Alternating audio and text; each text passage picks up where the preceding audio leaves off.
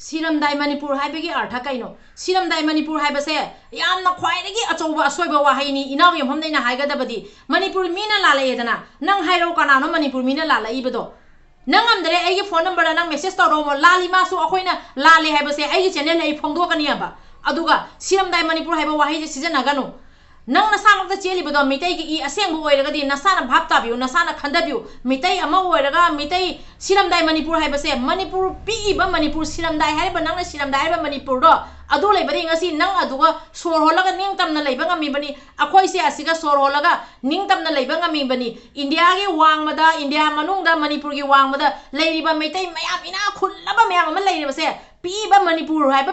अपिकपना होजि सिरमदाई हाइबा मणिपुर दो अदु लेबदगिने लेबा ngमनि इना खुनघरगसो पीबा मणिपुर दो लेत्रगदी सिरमदाई मणिपुर दो लेत्रगदी अखोइसे सोर होना निंग तमना वांगांगी बसे असि ngang phangoi base kauganu manipur dang asi ibung ipa myamna siri base nang ju saruk yauri bani ai ju saruk yauri bani base kauganu aduna mitai amana mitai amabu yam thina ngang bai se ai pamjade aduna inaw da soina haijaga da wafam di sawbada wahai wata soi base loi soine aduga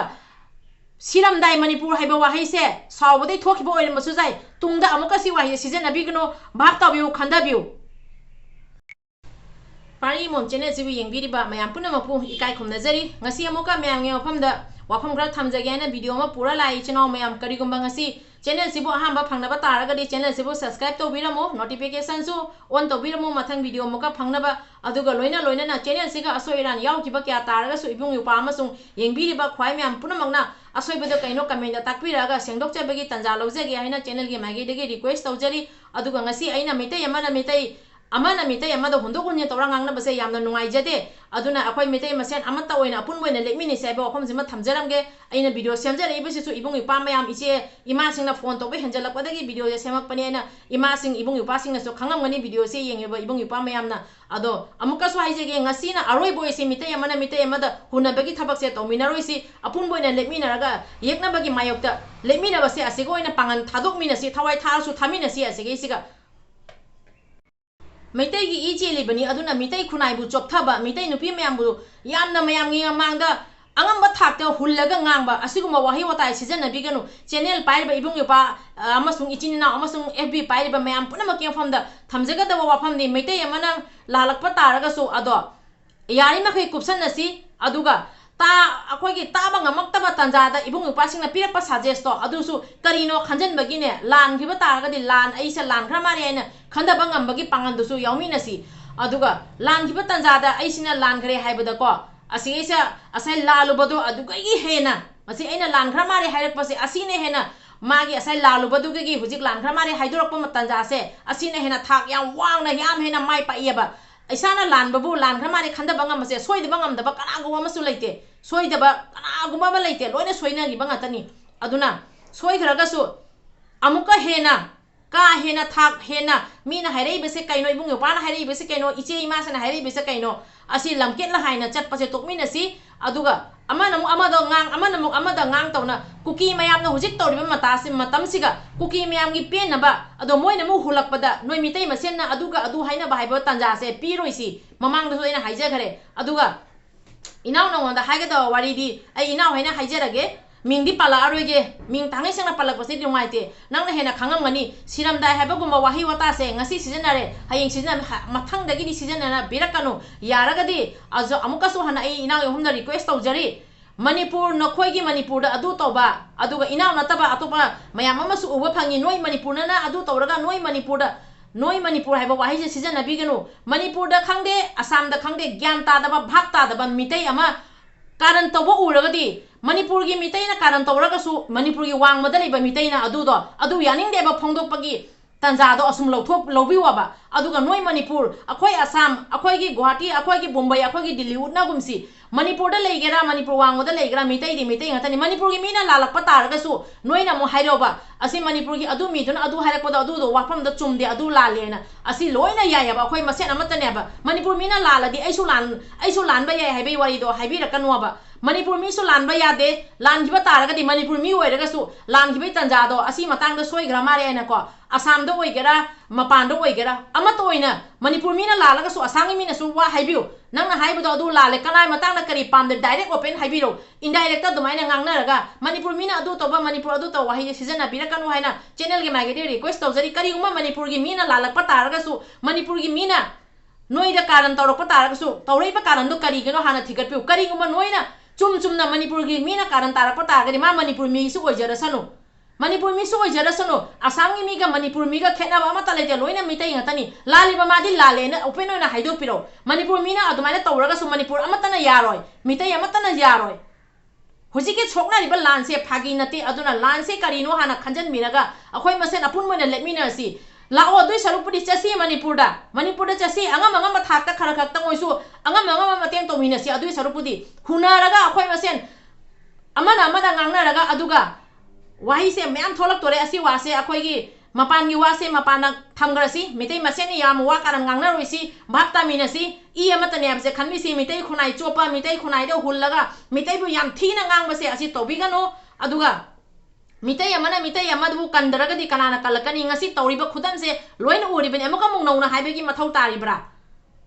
अदुगा हुजिक सिरिबा मयाम से मा मागी मरनाई ओइ होरिबनी कथोपदि अखोय मयाम की कथोपनी सिरिबा अथौबा मयाम दो कथोखिबसिदि अखोय मयाम गी नेबा अदुगा इमुंग मनुंग दुगा वा होरिबसे मसा मसा की मरनाई वा होरिबनी अदुगा इलाइ लाइना सिरमदाई मणिपुर नोय मणिपुर हाइबा वाहि से सिजन बिगनो हाइना अदो मणिपुर की वांगमदा लेरिबसे अखोयसु मणिपुर की वांगमदा लेरिबनी मणिपुर की वांगमदा लेरि हाइना ngasi मणिपुर दो वारगा अखोयना तुमिना लेदोरिबा नते मयाम पुनमक मणिपुर की वांगमदा लेरिबा मयाम पुनमकसु लोइना वानारिबनी मयाम पुनमकसु अंगम अंगम थाकता मतेंग तौनरिबनी लुपा अमा तंगोइसु मतेंग तौनरिबनी अदुगा मणिपुर की वांगमदा लेबा पुनमक चेंथबगी मतौ मोंगदा तौबिरकनु असी वाफम जमा थमजगे अदुगा लोइना नंगी चैनल ना थागनिबा खुदिमा लोइ थांगतपिउ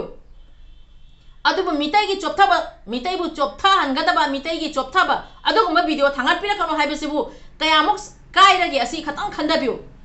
खंदबिउ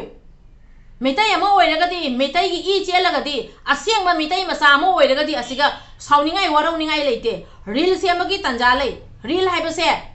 कोनरगा वासे याम हाइरक तोरे रील हाइबसे मयाम लै अदो रील सुम थांगत पिरो रील थांगत कनो हाइपै मतंग से याम हेंजनबा फी मचे सेलगा नुपी इंगांग अखोयगी निपागा नुपीगा कोनबगी अदुगुमै मयाम दो थागत पिरकनो हाइबनेबा अदु हाइबदा अदुक साथीना साउनिंग दोरिबसे करिगिनो येनिंगदरगा येंगनु हाबे येंनिंगदे हाइनसु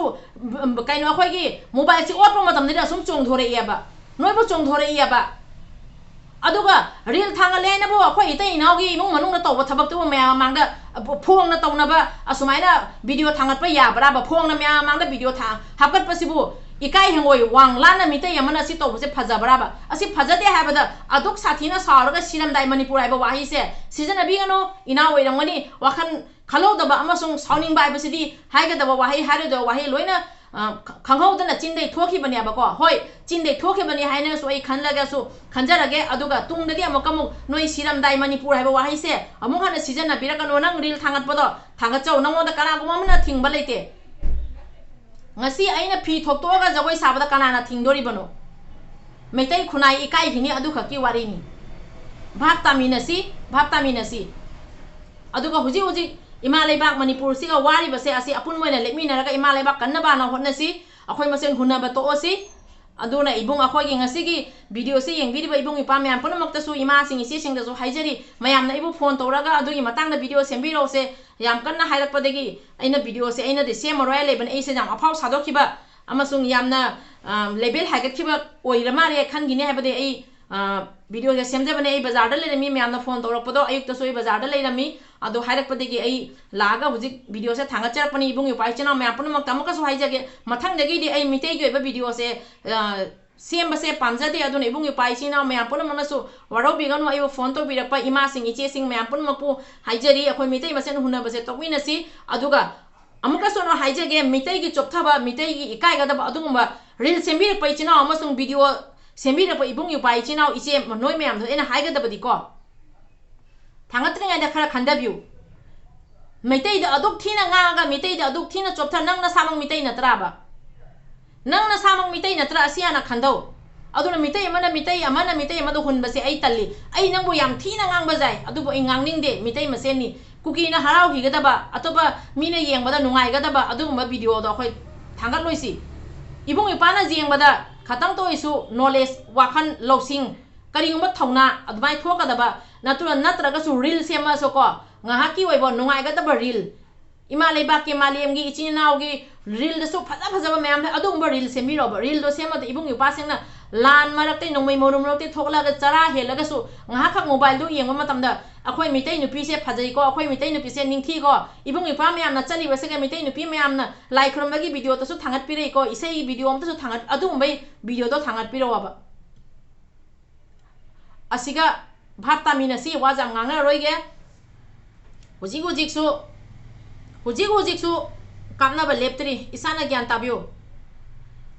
aduna ichinaw mayam ngasi gi di matang siga loisenjarage mathang video da mokam unasi ichinaw mayam aina ichinaw singi mafam da wahi wata soi gi ba kya ta yawra su ichinaw singna ngapi waina channel gi mage de request tawjari aduga loina na video sembiri ba ibung yupa fb pa biri ba iche inaw mayam puno mokpusu akhoi mitai ne ba se kawroisi mitai amana mitai amu choptha na ba hunna ngangna ba se tokmina rasi mayam puno mokte si ogam ma thamjage aroi bada imalai pakna yai phare kanglai pakna yai phare aduga loina na mayamna ai phone pay piriba phone pay asigi QR siga mayamna angamba khaji tang lupa tara tang wasu donation to view haina channel ke mage dige request tawjari ibung ipa mayam puna maki afamda asi phone number se thamjaramge hairiba phone pay se asiga phone asum to bira lupa tara tang wasu donation to view ma lepak manipur ki tamakta aduga aroi bada akhoi masen huna base to osi asi afam sima thamjage ibudo pakhang mana yai phare Manipur se laibadagi Manipur gi wangada laiba all over world se ga laiba mitai mayam se Manipur na saktak pane se kawganu Manipur pik liba Manipur se asi Manipur se na India se ga laiba world se ga laiba mitai mayam se pik liba Manipur do aduna khoi se kan mane se kawganu Manipur da laiba mitai mayam se na maithi gi batar ga di mapalam da laiba mitai amatang na mai puna sor hola ning tam na laiba ngamoya ba se kawbi ganu asom su nang na samaksu Manipur gi haugi bani nangi ipai pu hak takta Manipur haugi bani abse kawbi ganu mitai gi ichi le abse kawbi ganu mitai amana hullaga ngang base ai ngang janing da bani mamang video so ina request ka loina na haije gi bani mitai gi video se aroi boina semja ge na ngasi ina semai se mayamna phone to salak pade gi ina sem draga di ai se jamna demand le gi oi man khane na video se semja rak pani video su yeng bidi bai bungu pan so khangam ngani amoro phone tore bai bungu passing na su ayuk tagi phone tor pade na hujiwa sem dagi le rak pase ado Manipur hai ba Manipur siga noi gi Manipur da asiba wahi je season abigano noi Manipur hai na ba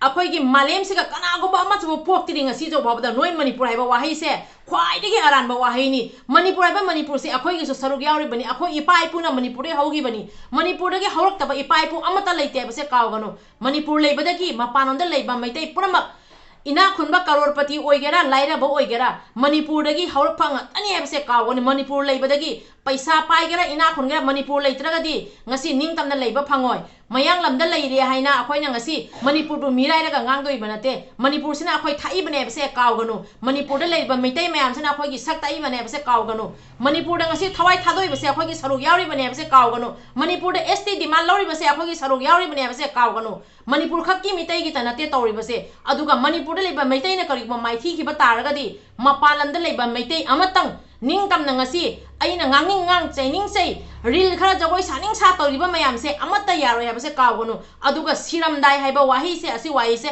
matung manau season birakanu meitai mase ne yamna thina ngangna gumsi yamna thina huna gumsi huji Manipur da ngasi su huji kapnari